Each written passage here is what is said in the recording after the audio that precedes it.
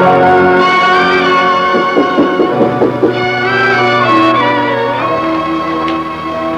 अंदर आ सकता हूँ? यस, कम इन। मैं अजीम टांगे वाला हूँ डॉक्टर साहब, जिसकी आंखों का आपने इलाज किया है। मैं आपका शुक्रिया अदा करने आया हूँ। आपने जवान बहनों के भाई को आंखें देकर मुझ पर इतना बड़ा एहसान किया है कि इसका बदला मैं जिंदगी भर नहीं उतार सकता। खुदा आपको खुश रखे। मैं चलता हूँ। ठहरिए अजीम साहब।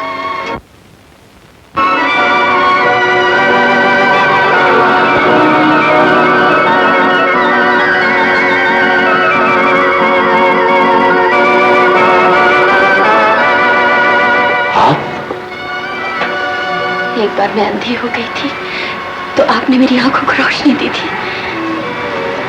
आपने जिंदगी के अंधेरे रास्तों में मुझे भटकने से बचाकर मुझ पर इतना बड़ा एहसान किया था कि मैं भी जिंदगी भर उसका बदला नहीं चुका सकती। तो क्या उस वक्त भी आप डॉक्टर थे?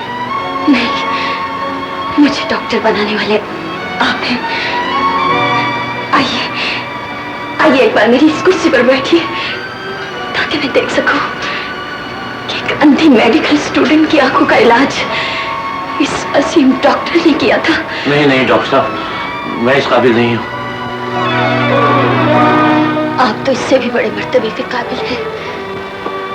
खुदा आपको और आपके सुहाग को हमेशा सलामत रखे।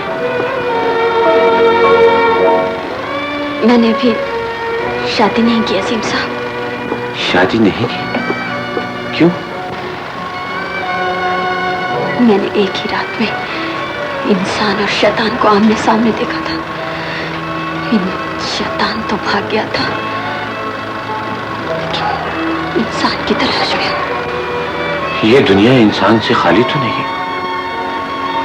फिर भी इस दुनिया में इंसान आसानी से नहीं मिलता। हाँ डॉक्टर साहब, मुझे याद आया, मैंने आपको ऑपरेशन की फीस नहीं दी। मैं जल्दी ये फीस अदा कर दूंगा। आप जैसे बड़े आदमी के मुंह से इतनी छोटी सी बात जेब नहीं लेती। जिस डॉक्टर को आपने जिंदगी भर के लिए खरीद लिया हो, उसकी फीस आप क्यों अदा करेंगे? आप बहुत खुदा तरस हैं डॉक्टर साहब। कुछ दिनों बाद मेरी बहनों की शादी है, आप मेरे घर आएंगी? मैं उस जन्नत में जरूर आऊंगी जहां आप जैसे इंसान रहते हैं। बेटे, सीधी तरह जाकर अपनी बीवी को इस घर में ले आओ, वरना याद रखो हम दूसरी शादी कर लेंगे और खुद अपनी बीवी को यहाँ ले आएंगे, क्योंकि हम अब इस घर में एक नया पीस देखना चाहते हैं। डैडी, हाँ मेरी माँ पर सौतेले होने की धमकी दे रहे हैं। भाई अगर तुम चाहते हो कि इस किस्म की बकवास में ना करूं तो जाओ मेरी बहू को ले आओ। सॉरी डैडी, इस मर्तबा तो अपनी बहू को आप खुद ही लेकर आएंगे, मैं नहीं। क्यों बेटे, इस मर्तबा तुम्हारी साइकिल पंचर है? नहीं। ठीक है, हम खुद चले जाएंगे। आप इतनी लंबी गाड़ी में उस मामूली तांगे वाले घर में चले जाएंगे? जी, उसे मामूली तांगे वाला मत कहो। वो एक अजीम इंसान है और हम उसके घर पे अपनी गाड़ी में बैठ के नहीं जाएंगे, बल्कि एक मामूली से तांगे पे बैठ के जाएंगे। Good, very good. ये हाथ पर तांगा? डैडी इधर तो आए। तुम ही आ जाओ। रोको रोको रोको रोको बेटे जी, थोड़ी सी चुन्नियां बचा लो। क्यों डैडी? क्योंकि मैं बहू को लेने जा रहा हूं। हाँ सर आया।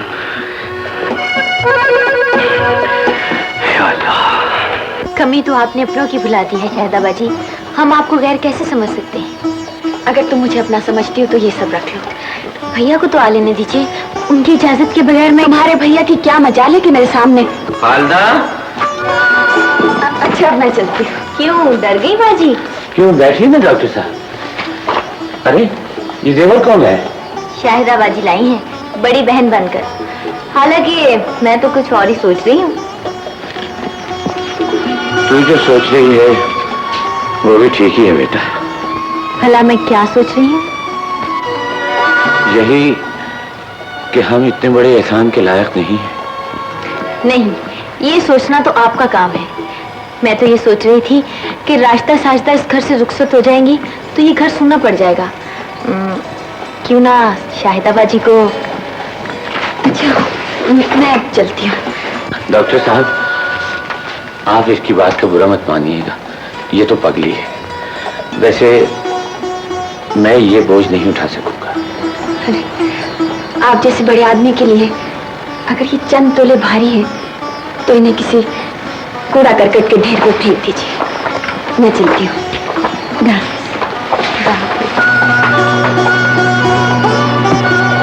खालिदा, ये डॉक्टर साहब क्या चाहती है? इस घर में आना चाहती है। कहिए तो बात पक्की कर लूं। क्या मतलब? तेरा मतलब है? नहीं नहीं नहीं नहीं, ऐसा नहीं हो सकता। पहले मुझे अपनी छोटी बहनों की शादी करनी है। ठीक है, लेकिन उसके बाद ये शादी होकर रहेगी।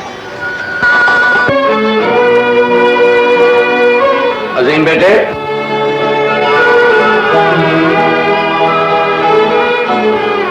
सेठ साहब, आप एक टांगे वाले के घर पर? तो और क्या, हम रक्षे वाले के घर पे चले जाते? भाई हम अपनी बहू के घर आए हैं। बहू? सेठ साहब, आपको गलतफहमी हुई है। आपकी बहू तो किसी बंगले में होगी। यहाँ तो इस तबेले में एक टांगे वाला अपनी बहनों के साथ रहता है। झूठ बोलते हो तुम। वो तुम्हारी बहनें नहीं है, हमारी बेटियां भी हैं। और शायद तुम्हें महसूस नहीं होता, तुम हमारे बेटे हो। आज से तुम सब हमारे यहाँ रहोगे। मैं दुनिया वालों को बता देना चाहता हूँ कि हमारा और तुम्हारा क्या रिश्ता है। रहने दीजिए सेठ साहब, हमें इन बातों से कोई फायदा। इसका मतलब यह है कि तुमने हमें माफ नहीं किया। कैसी बातें करते हैं सेठ साहब? आप मेरे बुजुर्ग हैं, मुझे शर्मिंदा न कीजिए। अब तुम हमें शर्मिंदा न करो बेटे। सुबह को भूला अगर शाम को घर वापस आ गए तो उसे भूला नहीं कहना चाहिए। हमें मालूम हो गया है कि तुम सिर्फ नाम के अजीम नहीं बल्कि एक अजीम इंसान हो।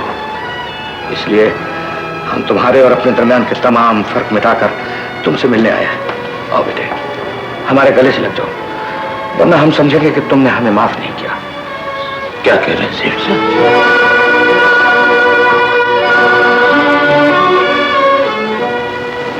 जी बेटे, हमने फैसला किया है कि हम अपनी राशिदा और साइदा बेटी की शादियां अपने बंगले पे बड़ी धूमधाम से करेंगे। सेठ साहब, आपका बहुत बहुत शुक्रिया, लेकिन मुझे इस बात के लिए मजबूर कर। मैं अपनी बहनों की डोलियां उठाने के लिए किसी अजीज की दौलत का सहारा नहीं लेना चाहता। अगर मैंने ऐसा किया तो इस मुल्क के लाखों भाई अपनी बहनों की शादियां करने से पहले अपने अजीजों की दौलत का इंतजार करते रहेंगे। मैं आपकी इजाजत से उन्हें अपनी हैसियत में रहते हुए रुखसत करना चाहता हूं।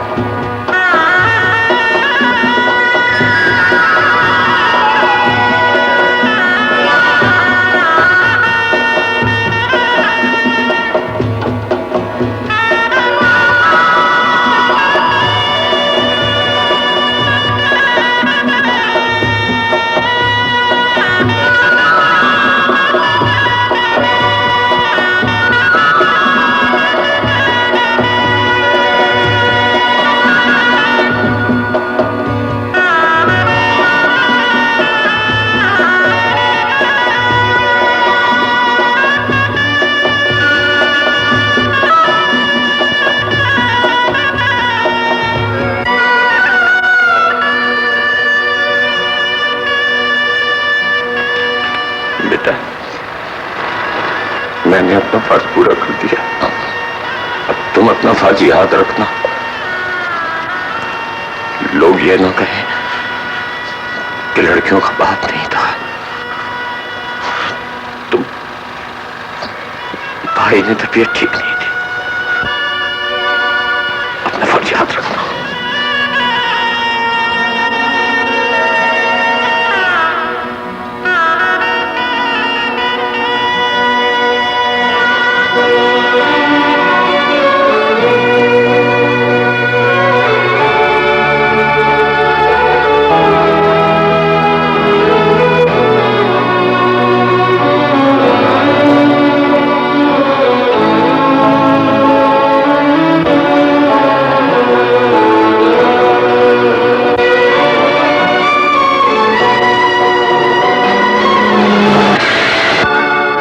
मेम साहब, रास्ता छोड़िए।